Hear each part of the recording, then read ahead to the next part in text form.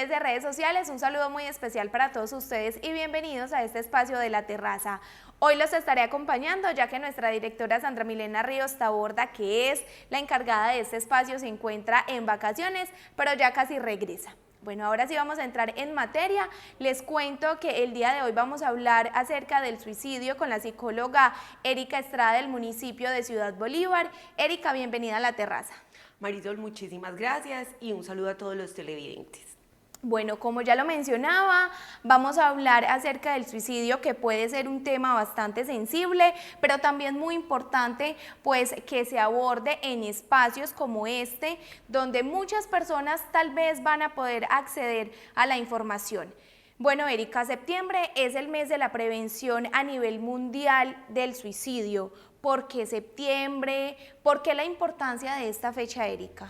Marisol, no, muy importante lo que acabas de decir y mucho más importante aún mencionar que fue la Organización Mundial de la Salud quien estipuló que el 10 de septiembre, digamos como que se celebrara o se estipulara como fecha para prevenir el suicidio. Desde el 2003 venimos entonces, digamos como en esta fecha haciendo y generando estrategias de intervención, de pautas para que las personas aprendan a identificar conductas suicidas, ideaciones suicidas o quien posiblemente pueda pasar al acto en sí. Erika, la importancia entonces que se tiene teniendo en cuenta esta fecha, 10 de septiembre, para usted desde su punto de vista como psicóloga, porque es importante que se reconozca este mes y sobre todo este día. Bueno, Marisol, digamos que no es solamente porque sea el mes de septiembre, ¿cierto? Sí. Digamos que es el mes de la prevención del suicidio, sin embargo, el resto del año se vienen realizando diferentes estrategias para poder prevenir este flagelo pues, que nos afecta como sociedad. ¿Por qué es importante poner en la mesa o en tela de juicio este tema? Sencillo. Uno, para desestigmatizar un poquito lo que es el suicidio o las personas suicidas o las personas que presentan problemáticas mentales, ¿cierto? ¿Por qué? Porque muchas veces, y eso es sabido por todos y para todos esta información es importante, cuando tenemos alrededor personas tristes, depresivas o con ideaciones suicidas y que llegan a verbalizarlo, lo primero que se hace es o aislarlas, o ella quiere llamar la atención, o un montón de cosas, ¿no? Entonces es entender que muchos suicidas van a mencionar, ¿cierto? O se van a despedir, o van a mencionar cómo lo harían, ¿cierto? Esas cositas ahí nos van como alertando, venga un momento, aquí está pasando algo. Entonces ahí podemos intervenir, no solamente desde lo profesional, sino desde lo personal y afectivo. Es que podemos acompañar un amigo, podemos acompañar un familiar. Acompañar no es decir, es que yo qué le voy a decir, yo cómo le voy a abordar. Muchas veces simplemente escuchar, no hay necesidad ni siquiera de devolver una apreciación, porque muchas veces, sobre todo con este tema, como usted lo mencionaba al principio, que es tan sensible, se tiende a juzgar. Entonces, a veces acompañar en silencio y solo escuchar a la persona ayuda. Erika, ¿por qué nos cuesta tanto hablar del suicidio? ¿Por qué hay como tantos tabú? ¿Por qué ese estigma? ¿Por qué muchas veces es como que, hey, no hablemos de ese tema, no lo abordemos, es delicado? Bueno, yo creo que es porque nos enfrenta con una realidad, Sí. ¿cierto? El ser humano sabe que la muerte es inherente a la vida, ¿sí? Desde que nacemos tenemos un lapso de tiempo en esta tierra y nos vamos. Pero muchas veces no nos preparan ni siquiera para eso. Entonces ahí está, primero entonces nos enfrenta con la muerte, que también es otro tema tabú porque preferimos no pensar, preferimos no hablarlo, ¿cierto? Nos enfrenta con eso y muchas veces con la propia muerte. O sea, ver la vulnerabilidad de la vida, que es un hilo muy delgado, que cualquier cosa puede pestañear y ya no estar, ¿cierto? Uno, eso. Dos, porque muchas veces nos enfrenta con nuestro propio inconsciente y no nos damos cuenta. En ocasiones, cuando vivimos situaciones adversas, puede que no lleguemos a materializarlo en sí, pero muchas veces podemos llegar a pensar, ya no quiero estar más acá, qué pereza esto, ya quiero acabar con esto. mejor sería morirme, ¿cierto?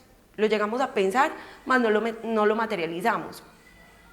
Entonces, cuando alguien pasa al acto o lo intenta, nos enfrenta con esa propia realidad. O sea, es que yo también estuve ahí, desea, si no lo haya intentado o no lo haya materializado, yo estuve ahí. Y ya no es normal cuando las personas tienen ese tipo de pensamientos. ¿O hasta qué punto es normal? Por ejemplo, yo estoy en X, Y situación y yo me imagino como, ya quiero terminar con esto. Ahí es delicado, debo alarmar, pues es un signo como de, hey, ¿qué está pasando? O lo podemos dejar pasar desapercibido porque simplemente todos los seres humanos podemos llegar a tener ese pensamiento. Muy importante ese punto, Marisol. 1, muchas veces es un pensamiento que pasa y ya, sí, ¿cierto? Porque estamos absorbidos por una situación X que nos está desbordando. Pero digamos que no llega a alterar ni nuestro sistema nervioso, ni nos llega a provocar otro tipo de patología, como puede ser una depresión, una ansiedad, un estrés postrauma, ¿cierto?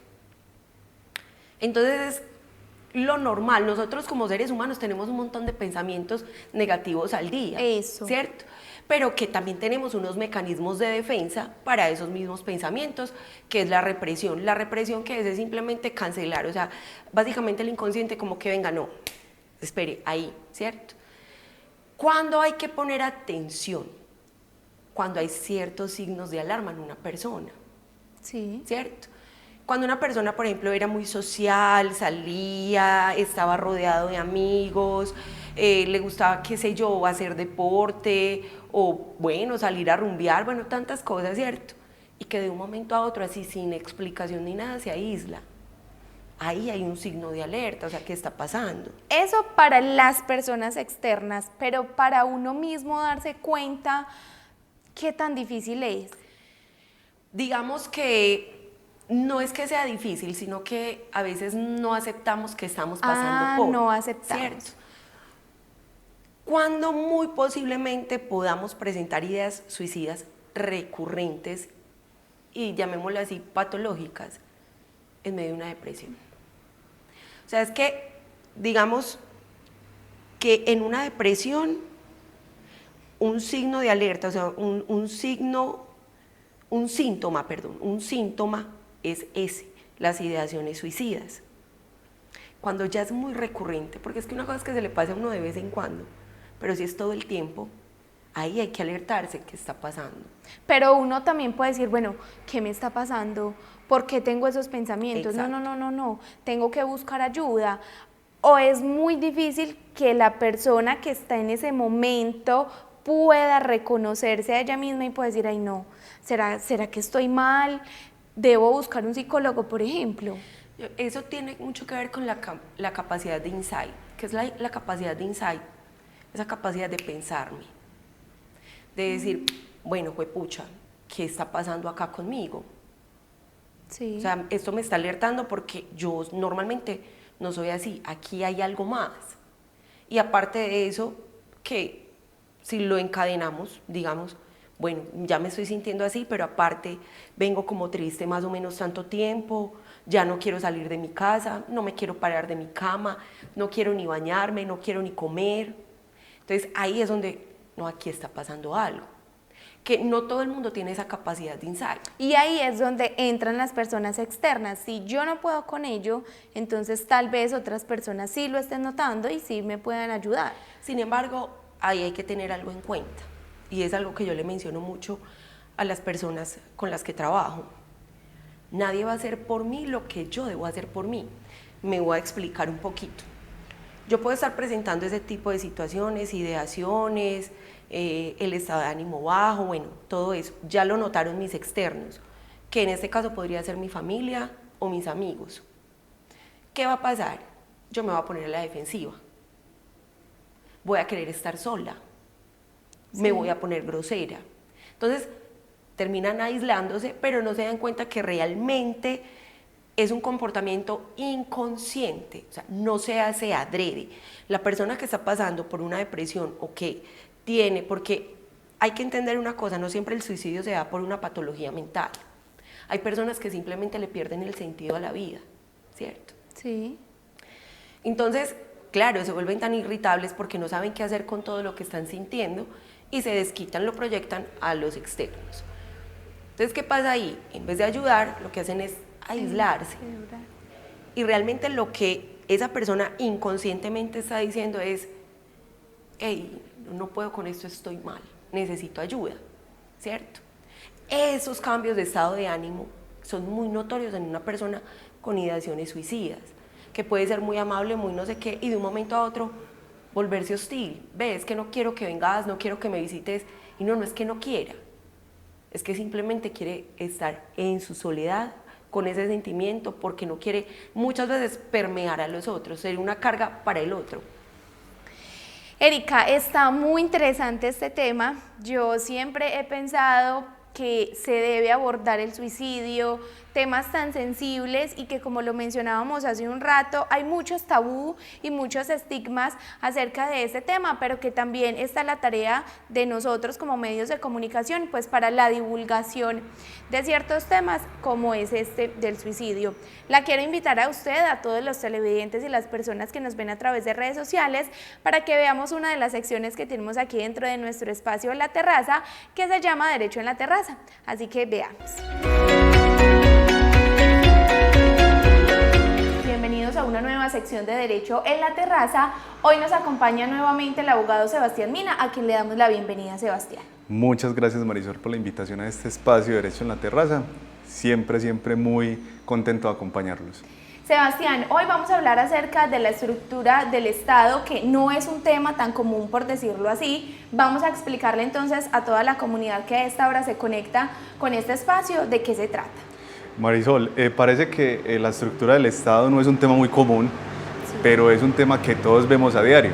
Por ejemplo, la Constitución en sus primeros artículos, en el artículo primero, segundo y tercero, da las luces o nos dice cuál es la estructura del Estado colombiano y nos dicen que Colombia es un Estado social de derecho, es un Estado democrático, es una república unitaria y es descentralizado, y nos está diciendo todo lo que es el Estado colombiano en su estructura, y eso lo vemos todos los días nosotros porque vivimos obviamente en este país.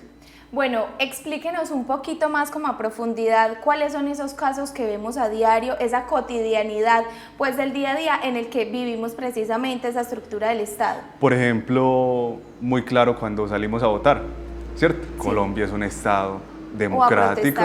O a protestar también, o por ejemplo cuando nos dicen un Estado social de derecho es porque lo que más importa, primero que el derecho y la normatividad, es la sociedad. Entonces eso es el Estado colombiano, y por eso dentro de la Constitución tenemos esos temas incluidos como los derechos fundamentales que son para nosotros los seres humanos. Tenemos incluidos otros temas como la acción de tutela, que es para proteger esos derechos fundamentales. Entonces ahí estaríamos diciendo que estamos desarrollando ese concepto de que Colombia es un Estado social de derecho, que es democrático porque podemos elegir y ser elegidos, que es un Estado descentralizado, ¿cierto? Porque se nota a grandes rasgos que tenemos esa división de poderes, sí, que son conocidos como la rama ejecutiva, la rama judicial y la rama legislativa del poder público. La importancia entonces de que en Colombia haya como esa estructura. La importancia de esa estructura, expliquémoslo desde las ramas del poder público. Sí. Es decir, que esa estructura lo que permite es que cada una de esas ramas es la que va a dirigir la convivencia dentro del Estado colombiano. Entonces tenemos, por ejemplo, la rama legislativa, que a grandes rasgos la rama legislativa, ¿qué hace? La rama legislativa lo que hace es promulgar las normas, ¿cierto? Es decir, las normas que van a regir a Colombia son estas. La rama judicial, ¿qué hace? La rama judicial es una rama que está investida de un poder jurisdiccional, que ese poder jurisdiccional lo que le da a los jueces la potestad, ¿para qué? La potestad para tomar decisiones y solucionar casos, conflictos entre particulares o conflictos entre el Estado y un particular. Y está la rama ejecutiva, que es la rama que se encarga, digámoslo así, de la administración del Estado, que está en cabeza del presidente de la República. ¿Qué sucede? Que ninguna de esas ramas es superior a la otra. Entonces, por ejemplo, todas son iguales. Entonces, por ejemplo, si el Poder Ejecutivo está desbordado, la rama judicial tiene la potestad de controlarlo. Si el Poder Judicial está desbordado, la rama legislativa, por medio de una ley que pida a la sociedad o que ellos mismos decidan promulgar, puede controlar a la rama judicial. Entonces esa teoría se llama la teoría de los pesos y los contrapesos, y eso ayuda a que el Estado colombiano se mantenga, digámoslo así, en paz. Por eso es tan importante que esos poderes se respeten. Precisamente le iba a pedir que nos pusiera un ejemplo cotidiano, porque a veces esos temas pueden ser un poco técnicos, entonces no es que lo podamos entender como con facilidad. En un caso del día a día, ¿cómo se pueden ver aplicadas como esas ramas? En un caso del día a día, te voy a poner un ejemplo que podemos entender fácilmente. El presidente de la República, Sí. el presidente de la República quiere promulgar una ley, ¿cierto? ¿Quiere qué? Quiere, por iniciativa de él, sacar una normatividad para el cumplimiento de lo que él considera está correcto. Sí. Eso tiene un trámite, ¿cierto? ¿Quiénes van a estar involucrados? Va a estar involucrado la rama legislativa.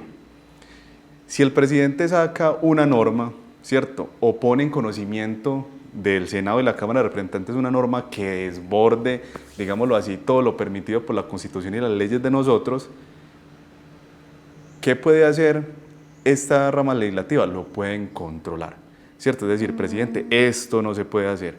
Por eso nosotros no vamos a permitir que esto sea una norma.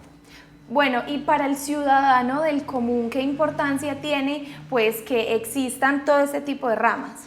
¿Qué importancia tiene? Que los derechos fundamentales de cada uno de estos ciudadanos se van a cumplir por la existencia de estos tres poderes públicos. Y por ejemplo, ¿cómo se ve reflejado en los ciudadanos de a pie? Por ejemplo, nosotros tenemos lo que se llama la descentralización, ¿cierto? Tenemos una descentralización territorial, y esa descentralización territorial comienza por el Estado, los departamentos y los municipios. Y dentro de cada uno de esos, digámoslo así, entidades descentralizadas, tenemos entidades descentralizadas, por ejemplo, por servicios. Y tenemos la empresa de aseo, ¿cierto? La empresa de aseo, como existe esa descentralización administrativa, es una entidad pública descentralizada por servicios que se encarga ¿de qué? De la prestación de un servicio público. ¿Y cuál es ese servicio público? Aseo, alcantarillado, recolección de... ese está dentro del aseo, y la prestación del servicio público de acueducto. Una empresa puede hacer los tres, o pueden haber varias empresas cumpliendo esas funciones públicas. Entonces la estructura del Estado es muy importante. ¿Por qué? Porque eso lo que hace es que al gobierno nacional, o sea, al poder central, se le quita la obligación de prestar ese servicio a nivel nacional y se le entrega a ese departamento, a ese municipio. El municipio se encarga de prestarlo y se garantiza que eso se haga. Entonces, ¿ahí qué derecho fundamental se está cumpliendo, priorizando para las personas?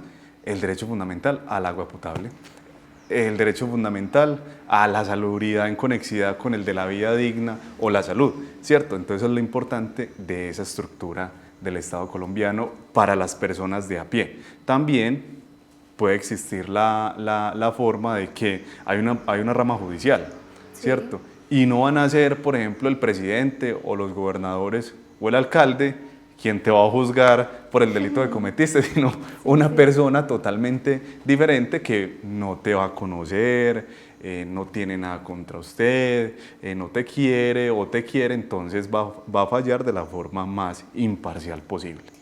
Bueno, Sebastián, ¿y cómo se divide el Estado colombiano según esa estructura?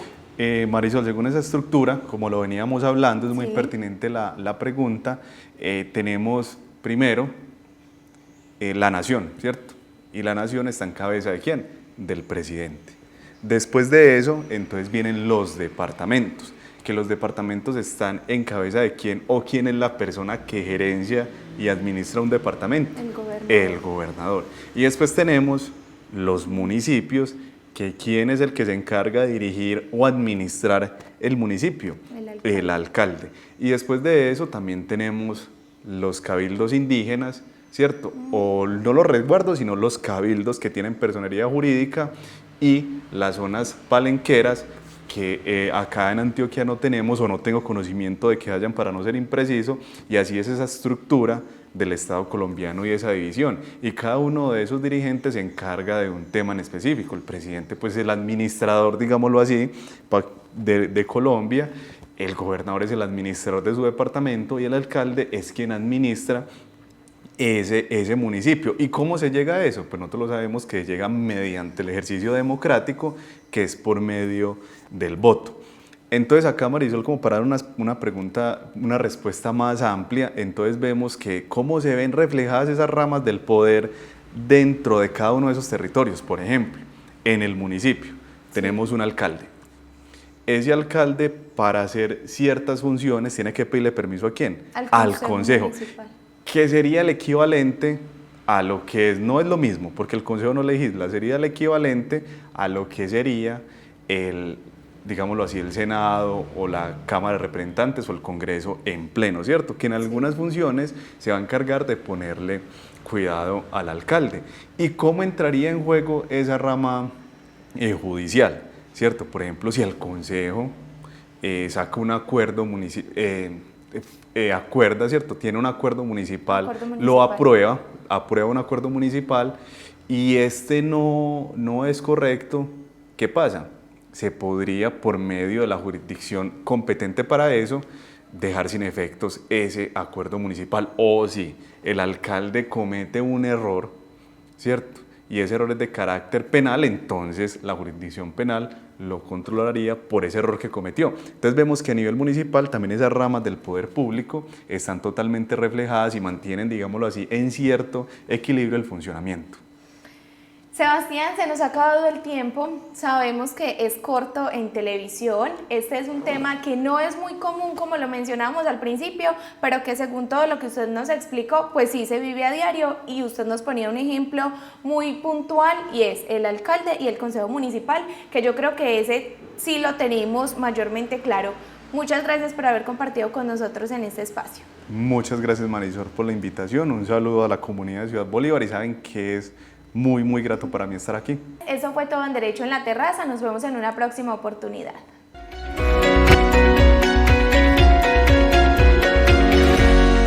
Continuamos entonces en el set. Bueno, Erika, vamos a hablar acerca de esas estrategias que aquí en nuestro municipio de Ciudad Bolívar se han implementado para abordar este tema durante este mes de septiembre y también me imagino que han habido algunas a lo largo pues de todos estos meses. Claro que sí. Este mes nuestros compañeros de salud pública lanzaron por redes un video hermoso, ¿cierto? Muy, digamos, congruente con lo que es Septiembre Amarillo, que es Busca el Sol, que lo hicieron a través de unos girasoles, ¿cierto? Porque el girasol para poder crecer necesita el sol, lo busca. Entonces es, digamos, esa metáfora de busca el sol no es buscar el sol como tal, que es importante salir y tomar sol. Claro. Pero buscar el sol en este caso es busca esa ayuda, ¿cierto? Ellos mostraban ahí como frases de personas que no puedo más, no tengo con quién hablar, me siento solo, bueno, un montón de frasecitas, aduciendo a que muchas veces estas personas, por el mismo estigma, no tienen con quién desahogar lo que sienten. Entonces, también es un llamado, no solamente a las personas que estén pasando por situaciones complejas a que busquen ayuda, sino también, digamos, a la sociedad, porque no solamente la ayuda se brinda desde lo profesional, que obviamente es muy importante, pero el sostenimiento social también es importante, esa contención social también es importante. Y cuando digo contención social es a los círculos más cercanos, familia, amigos, a que estén pendientes, a que escuchen, a que no juzguen. Yo creo que es un ejercicio que debemos implementar mucho y estar en constante ejercicio, valga la redundancia de este. ¿Por qué? Porque siempre tendemos a eso, a juzgar. Ay, pero vos, ¿por qué estás pensando así? Mira que vos tenés todo, estás aliviado, estás muy joven, tranquilo, tenés toda una vida por delante, mira, en cambio hay personas postradas en una cama con ganas de vivir.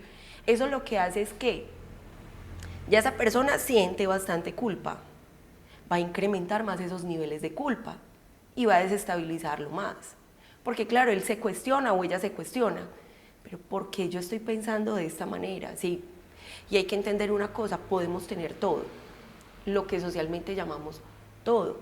Y podemos estar reunidos con amigos, riéndonos, haciendo bromas, chistes, pero cuando ya estoy solo en mi intimidad, en mi cuarto, ¿qué pasa conmigo? Eso es lo que todas las demás personas desconocen, ¿cierto? Es esa lucha constante conmigo y mis pensamientos que muchas veces van a desencadenar en el paso al acto. Bueno, Erika, por qué septiembre amarillo? Porque el color se está volviendo también tendencia en redes sociales, dar las flores amarillas. ¿Qué nos quiere decir este color? ¿Qué busca transmitir? Bueno, el amarillo es un color muy vivo, Sí. ¿cierto? Es un color cálido, es un color que incita como, o invita también a la alegría, a la conexión. Entonces, creo que es más que todo por esto. Y en cuanto a las flores amarillas, es como una tradición adoptada de otra cultura, ¿cierto? Sí. Esas flores amarillas se dan como a la amistad o al amor. Entonces, debido a eso, como que se adopta acá. Incluso hay creencias con esas flores amarillas. Hace poco en redes sociales vi un TikTok. Sí. Donde salía alguien con un ramo de flores amarillas y decía: no olvides este 21 de septiembre darle a tu amix las flores amarillas para que encuentre el amor. Entonces mira que son creencias alrededor de todos estos eventos pues que están. Sin embargo, yo siento que en cuanto que se le haya otorgado el color amarillo a esta prevención del suicidio y se le nombre septiembre amarillo, no creo que devenga tanto de las flores amarillas, sino más bien de lo que ese color puede llegar a representar. Erika, a mí me quedó sonando un poquito ese tema que usted nos mencionaba ahorita, de señalar, de juzgar. Yo creo que finalmente nosotros no estamos preparados para una situación de esas. ¿Qué podemos hacer? ¿Cómo nos podemos preparar bien, por decirlo así, para que yo pueda atender una situación de esas con un familiar, con un amigo? Porque, por ejemplo, cuando es un vínculo tan fuerte, tan cercano, un hermano, un primo, yo creo que nosotros también nos vamos a desestabilizar. Yo creo que partamos de ahí. Marisol, vea, es importante entender que, claro, primero enfrentarnos con la muerte no es fácil, y menos con una muerte que es prácticamente decisión y deseo, ¿cierto? Yo creo que lo más importante acá es la psicoeducación. Sí. Buscar la mayor información que se pueda en internet, ¿cierto? Pero de fuentes confiables. ¿Qué hacer en estos casos? ¿Cómo puedo acompañar? Porque al final del día, y eso quiero que quede muy claro, ya que mencionas como ese vínculo, cuando es un familiar, cuando nos toca tan de frente, de 10 suicidas podemos salvar uno, ¿cierto?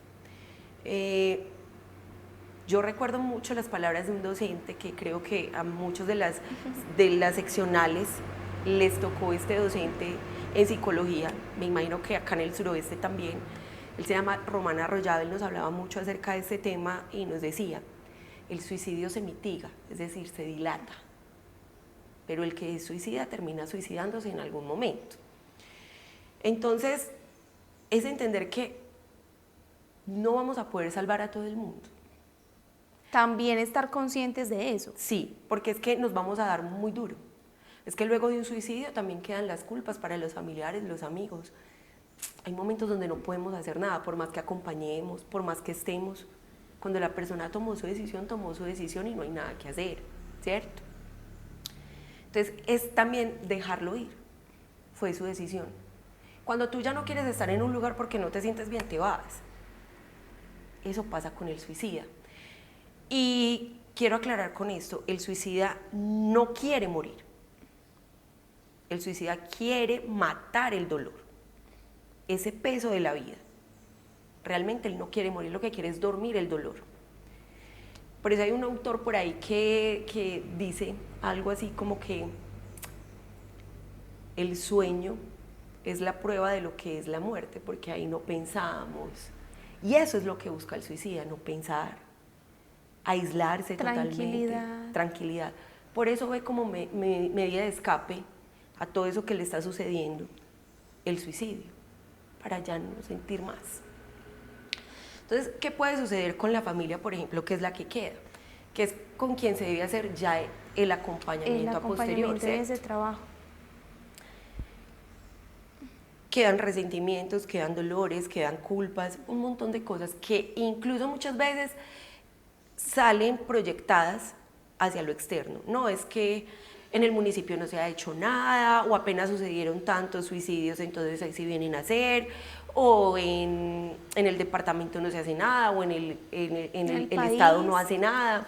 No, es que no se haga, sí se hace. Hay campañas, hay estrategias, está la política pública de salud para el alma, la línea gratuita, o sea, hay muchas estrategias, sino que ¿qué sucede? Vuelvo y lo digo como lo mencioné hace un rato, cuando un suicida está decidido no hay quien lo pare. Pueden haber las miles de estrategias, se puede hablar con él, se le puede plantear, se le puede decir, pero cuando ya está decidido, ya no hay nada más que hacer. Incluso muchas veces lo único que queda por hacer es acompañarlo en esa decisión, ¿cierto? Y acompañarlo en esa decisión, ¿cómo? Acompañar a una persona en la decisión es complejo. Sin estigmas, no juzgar, entendiendo la posición de esa persona. ¿Por qué? Porque es que somos muy dados a entender el mundo desde mi perspectiva. Yo veo esta situación de esta manera, pero no porque yo lo vea así, yo debo imponerle al otro mi visión, porque el otro tiene la suya. Todos, cada ser humano está transversalizado, atravesado por una historia, y esa historia hace que veamos las situaciones de X o Y forma, que las signifiquemos de una manera positiva o de una manera negativa.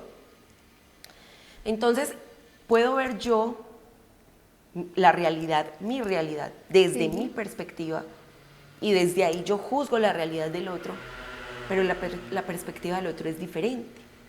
Entonces, es entender también la diferencia, algo que como sociedad nos cuesta. Mucho. Aceptar la diferencia de opinión, la diferencia de pensamiento, la diferencia de orientación sexual, ¿cierto? Nos afecta. Entonces, hay que aprender a aceptar esas diferencias. Y ahora que hablo de esa orientación sexual, muy inclusive con este tema que es importante, como lo mencionábamos ahora, no todo suicidio es desencadenado por una problemática mental. ¿El suicidio es una enfermedad? El suicidio es una enfermedad. El suicidio es una decisión. El suicidio es una decisión. Más que una, puede estar ligado a una enfermedad mental, más no es una enfermedad mental. Puede estar ligado. Entonces, como lo decía, un problema económico puede llevarme a mí a no ver otra salida sino el suicidio, porque tengo deudas encima, me están cobrando, estoy quebrado, no tengo con qué pagar, ya no puedo soportar esto. Y en cuanto a la orientación sexual, hace ya algunos años atrás, ese caso fue muy sonado, que a raíz de eso sale la ley Urrego. Un joven en Bogotá, sí, homosexual, en su colegio le hacían bullying por su orientación sexual. Ningún directivo hizo nada, ni la psicóloga, nadie hizo nada por este muchacho y decidió irse a uno de los edificios más altos. No estoy segura, no recuerdo el nombre, pero fue uno de los edificios más altos de Bogotá y decidió acabar con su vida. A raíz de eso se desencadenaron un montón de juicios y dentro de ese juicio la psicóloga le quitaron su tarjeta profesional, ya no puede ejercer y sale la ley Urrego, ¿cierto? Porque a veces en los colegios se presenta bullying no solo por la orientación sexual, sino por muchas cosas. Y los muchachos, los adolescentes, apenas están solidificando sus herramientas psíquicas y muchas veces no pueden lidiar con tanta presión y terminan por suicidarse. Entonces, digamos que hay efectos colaterales, ¿cierto? Pueden hacerme bullying y el efecto colateral es el suicidio porque no sé cómo lidiar con esto. Por eso es tan importante que nosotros también aprendamos que mis actos tienen un efecto en el otro, mis actos, mis palabras, y hacernos responsables de ello. Por eso es muy importante ser asertivos a la hora de hablar, de dirigirnos a una persona, sobre todo una persona que tenga ideaciones suicidas o que ya lo haya intentado en algún momento. Porque nosotros también somos responsables de ello, no de pronto para sentirnos culpables, aunque me imagino que la culpa también debe debe estar ahí presente, pero entonces también somos responsables como sociedad de, hey, ¿qué estamos diciendo? ¿Cómo lo estamos comunicando? Porque podemos influir en ello. Claro, claro, o sea, el cómo nosotros nombramos ciertas cosas afecta. El cómo mencionamos ciertas situaciones afecta. Cómo nos dirigimos al otro afecta. De manera positiva o negativa, pero afecta, ¿cierto? Por eso debemos ser muy responsables en lo que hacemos, en lo que decimos y en nuestro trato hacia los otros. Erika, bueno, bastante importante como lo hemos mencionado a lo largo de este espacio, pero la quiero invitar nuevamente a usted, a todos nuestros televidentes y seguidores para que veamos la sección El Plan que Diego Arredondo tiene preparado esta semana para todos.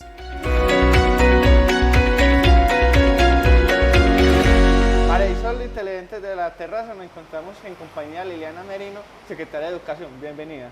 Muchas gracias. Un saludo muy especial para todas las personas que nos ven a través de este canal. Liliana, ¿qué invitación le tiene usted a los amantes del diseño de nuestro municipio y de otras partes del suroeste? Este año queremos que el diseño del afiche de las fiestas del Arriero 2024 pues sea un diseño en donde puedan participar las personas de Ciudad Bolívar que quieran hacerlo, que quieran que sus diseños sean la representación de nuestras fiestas. Háblenos de fecha, ¿cuándo inició la convocatoria? ¿Hasta cuándo va?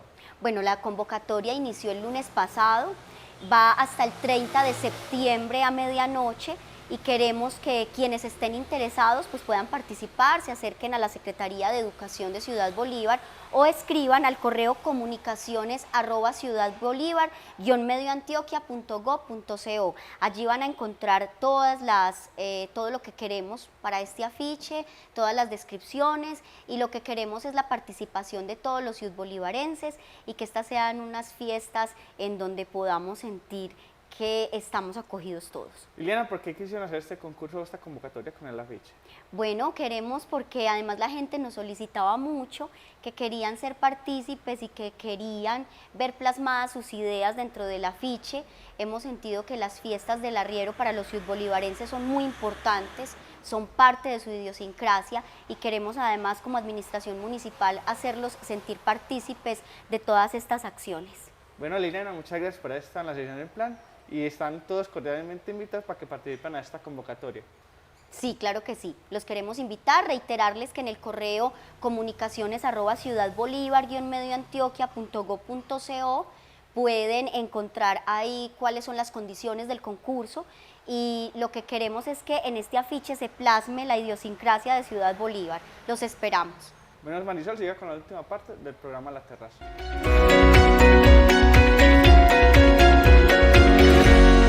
Erika, ya para ir finalizando, una pregunta que me surge y es, ¿por qué cuando hay un suicidio se desencadenan tantos? Entonces está el uno, el otro, y muchas veces de la misma manera, o sea, como si todos utilizaran el mismo método. ¿Por qué nosotros como sociedad podemos influir a que tal vez esa información no se replique tan fácil? Bueno, eso lo llamamos efecto dominó, ¿cierto? Que viene un suicidio y luego el otro, luego el otro, luego el otro. Sí. ¿Qué se recomienda en estos casos? Lo principal, no hacer videos ni fotos. Que somos muy dados a estar comunicando Porque libremente. obviamente yo hago el video, hago la foto y ¿qué es lo primero que hago? Lo roto por redes sociales. Pongamos acá el WhatsApp, ¿cierto? Y eso se va rotando, se va rotando, se va rotando. Primero porque alimenta el morbo, ¿cierto? Sí. Pero va a llegar a manos de una persona que tal vez tenga ideaciones suicidas o varios intentos, vea esta imagen, ¿cómo este lo video, hizo? ¿Cómo? Sí. Y simplemente se identifica con esa persona, toma de cierta manera como la valentía o fortaleza y lo hace. Entonces debemos ser como muy conscientes qué es lo que estamos compartiendo en redes. ¿Por qué nos está moviendo también el compartir este tipo de imágenes o videos en redes? ¿Cierto? ¿Por qué? Porque no sabemos las implicaciones que eso podría traer a futuro. En este caso, desencadenar otro posible suicidio. Erika, muchas gracias por haber compartido con nosotros en este espacio de La Terraza. El tiempo en televisión es corto y más cuando hablamos de estos temas que yo creo que son de interés para muchas personas y que qué bueno que así también lo sea. Esperamos tenerla nuevamente en nuestro espacio. No, muchas gracias por la invitación, muy contenta y espero estar por acá nuevamente, claro que sí. Así es. Televidentes, seguidores de redes sociales, eso fue todo en La Terraza. Nos vemos en una próxima oportunidad.